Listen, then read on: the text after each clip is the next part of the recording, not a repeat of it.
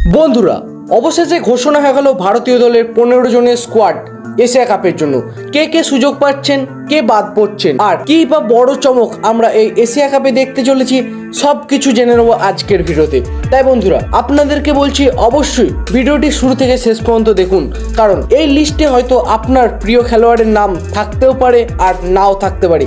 তাই আপনি যদি সেই আপনার প্রিয় প্লেয়ারের নাম এই এশিয়া কাপের 15 জনের লিস্টে আছে কিনা জানতে চান, তাহলে অবশ্যই ভিডিওটি শুরু থেকে শেষ পর্যন্ত মনোযোগ সহকারে দেখে নিন। নমস্কার বন্ধুরা, আপনারা দেখছেন ক্রিকেট ক্র্যাফটস, আর আজকের ভিডিওতে আমরা কথা বলবো এশিয়া কাপের সদ্য রিলিজ হওয়া 15 জনের স্কোয়াডকে নিয়ে। কে কে জায়গা পেলেন সেই দলে সেটা সম্পর্কে বিস্তারিত জানবো আজকের ভিডিওতে। আর বন্ধুরা, এরকম যদি ক্রিকেট রিলেটেড নিউজ তোমরা সবার আগে পেতে চাও, তাহলে অবশ্যই আমাদের ডেসক্রিপশন বক্সে থাকা লিঙ্কে ক্লিক করে আমাদের টেলিগ্রাম চ্যানেল, হোয়াটসঅ্যাপ চ্যানেলে জয়েন হতে ভুলো না, যেখানে আমরা ক্রিকেট রিলেটেড সমস্ত আপডেট সবার প্রথমে দিয়ে থাকি। তাই তুমি যদি একজন ক্রিকেট প্রেমী হও এবং ক্রিকেটের রিলেটেড আপডেট নিয়ে আপডেটেড থাকতে চাও, তাহলে অবশ্যই আমাদের টেলিগ্রাম চ্যানেল এবং হোয়াটসঅ্যাপ চ্যানেলে যোগ হয়ে যাও। মঙ্গলবার অবশেষে এশিয়া কাপের জন্য 15 জনের এশিয়া কাপের স্কোয়াড ঘোষণা করে দিল ভারতীয় দলের প্রধান নির্বাচক অজিত আগারকার। সবচেয়ে বড় খবর হলো ভারতীয় দলের টি-20-র অধিনায়ক হচ্ছেন সূর্যকুমার যাদব, আর সহ অধিনায়ক হিসেবে জায়গা ফিরে পাচ্ছেন আবার শুভমান গিল। তার আগে মনে করিয়ে দিই বন্ধুরা,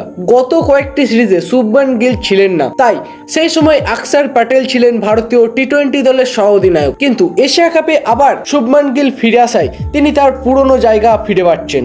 এছাড়া বন্ধুরা, সবাই তাকিয়েছিল যশস্বী জয়সওয়াল, রিয়ান পরাগ, শ্রেয়াস আইয়ারের দিকে, যারা আইপিএল 2025-এ দুর্দান্ত পারফরমেন্স করেছিল এবং অনেকে তো আন্দাজও লাগিয়ে নিয়েছিল তারা এশিয়া কাপ 2025-এ সহজেই চান্স পাবে। কিন্তু এখানেই দেখা গেল একটা বড় সড়ো চমক। যশস্বী জয়সওয়াল, রিয়ান পরাগ এবং শ্রেয়াস আইয়ার কেউ এই 2025 এশিয়া কাপের 15 জনের স্কোয়াডে জায়গা পেলেন না, তারা সকলেই থাকলেন স্ট্যান্ড বাই লিস্টে। আর বন্ধুরা, এটা ছাড়া একটা ভালো সুখবর যেটা উঠে আসছে, সেটা হলো রিঙ্কু সিং, তিনি জায়গা করে নিয়েছেন এই এশিয়া কাপের দলে।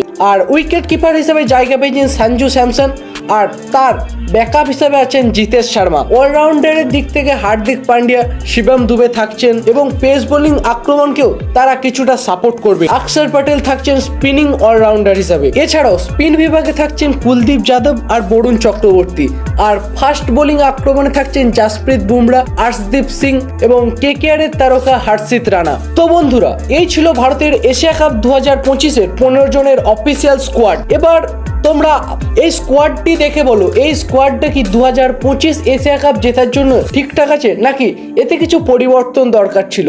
আর যদি কিছু পরিবর্তন দরকার হয়, সেই পরিবর্তনটা কোন প্লেয়ারের পরিবর্তে কোন প্লেয়ারকে আনা দরকার ছিল বলে আপনাদের মনে হয়, সেটা অবশ্যই কমেন্ট বক্সে লিখে জানাতে ভুলবেন না।